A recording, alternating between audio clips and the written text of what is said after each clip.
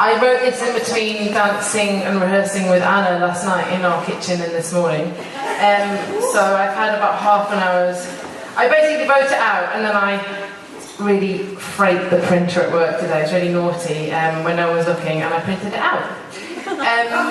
Where's MJ? Because this one's kind of for you, so maybe you need to represent a bit forward.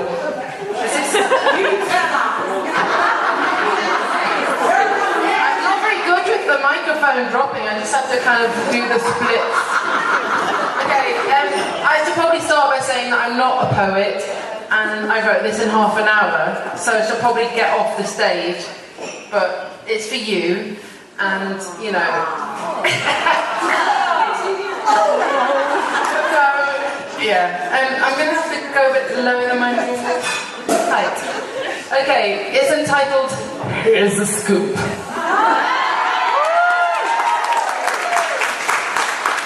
It all began back in January 2012, when, full of New Year optimism and resolve, I decided 2012 was going to be the year of song, of singing to be precise. I was going to join a choir. So, whilst ploughing through a leftover box of After 8 minutes for Christmas, I got my laptop out and did a Google search. Choirs, South London. And there it was, 3 from the top, below adverts for Viagra and breast enhancements. The South London Choir. The website described how it was led by MJ Paranzino, a dynamic American composer and entertainer. Who elsewhere has been described as a vocal powerhouse. This conjured up images of a sort of American-Italian Dame Kerry Tikawanawa. I was intrigued. So I went along with my mate Anna to find out more.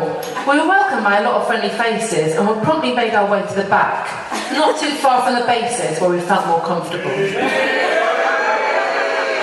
it started and we were made to do all this wee, woo, ee. What the fuck?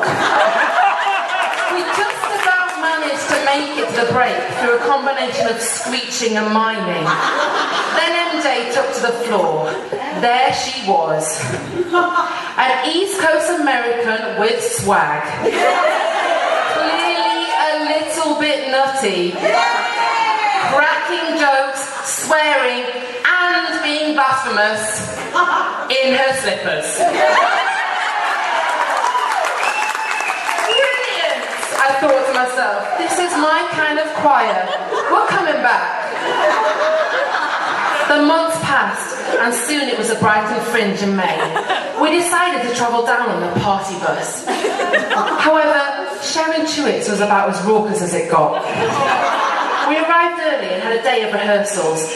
During the day, I lay my eyes on a karaoke machine, which was one of the raffle prizes. Oh my God, I want that, I said to Anna, along with everyone else who walked past the prize table. It smiled at me with its jazzy purple box. I crossed my fingers as I spent not 1, not 2, but 5 whole pounds on raffle tickets. Anna and I went for a coffee before the concert was about to start and got changed into our black clothes. Also, I thought my blouse was black until Anna kindly pointed out it was in fact navy. The concert began and we made our way onto the stage like men and women in black and me in navy. We sang our hearts out and threw ourselves into the dance moves of Bohemian Rhapsody before we got onto everyone's favourite song, the March of the Toilet. As one of Carmen's gypsy friends, and went to the front to act out the song in an attempt to try and make the audience understand what the hell was going on. When the song began, I could see and smell the tension of my fellow choristers. The fear in their eyes that they were going to wait for 36 whole bars only to miss their big moment.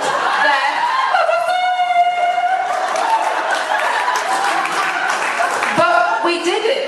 We nailed it. Kind of. The interval came and it was raffle time. MJ said that people can choose whatever raffle prize they wanted. Right, that's it, I thought to myself. I have to be drawn up first, as everyone is going to want the karaoke machine blatantly. MJ put a hand into the bucket and called out number 206. My palms were sweating, I was shaking. It was me! I threw myself onto the stage, straddling old ladies to get to the front, grabbing hold of the karaoke machine before anyone could even ask me what prize I wanted. Winner! There was a party afterwards. There was some interpretive dancing, snake the buffet, and much fun was had. Then it was time to get the party bus home. Yes. There was a Spanish man on the party bus, and I can remember that the beer, tequila, and wine had made me fluent in Spanish. And I talked his face off, telling him I had a cat and a dog, and I like playing tennis as a pastime. He hasn't been back to choir since. Everyone in the party bus fell asleep on the way home, except for me and Anna.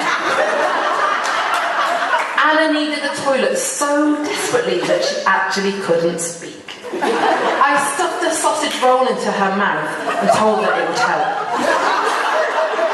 Soon I needed the loo. I couldn't hold it any longer. I went and asked the bus driver, "It's okay if you stop?" I swiftly relieved myself at a bus stop in South London as everybody slept innocently. Our little secret, I said to Anna. Until now it is.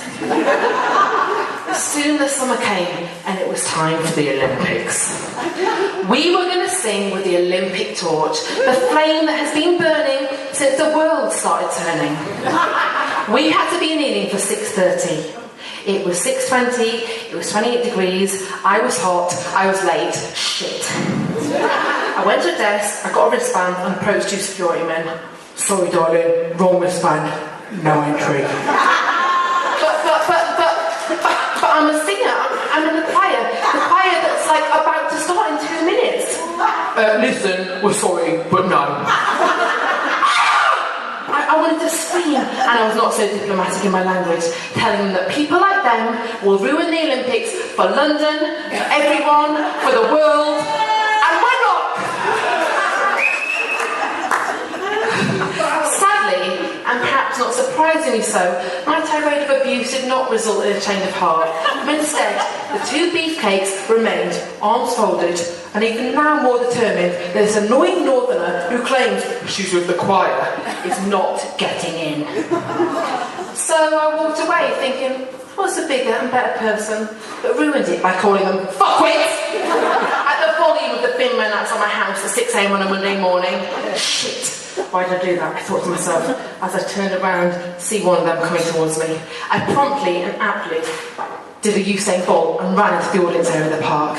I kept running as I entered the park and I looked up to see the Olympic flame, burning bright and beautiful. Then I saw MJ and the choir, my choir.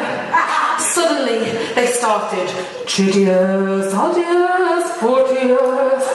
I ran towards the stage. Everything was in slow motion. It was like chariots of fire. I hurtled over picnic blankets, triple jumping my way to the front.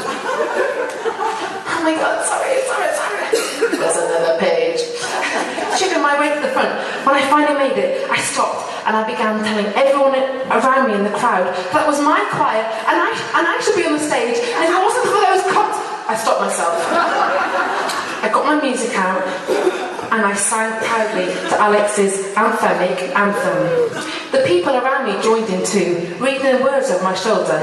I guess it wasn't that bad after all. A group of us went to the pub afterwards, and I remember Jimmy pimping me out to try and recruit people for the West London choir. "Those over there," she said, pointing to a group of unsuspecting friends. I trotted over with a flyer, only to discover that they were all deaf. Thanks, Jimmy. It's now been over a year since that fateful day that I joined the South London choir, and here's a scoop. Despite how tired and broken after work I feel every Tuesday, I go to choir and I sing and I smile and I dance and I laugh. And I always leave in better spirits than when I arrive, and I reckon that's a pretty special thing. You see, that's the power of song and singing. So I'd like us all to raise a glass and pay our dues where respect is due. And she doesn't do this for fun. This is her job, and she'd like a freaking holiday. So thank you, MJ, for forming this choir, and thank you for all of those in it who make it what it is to us.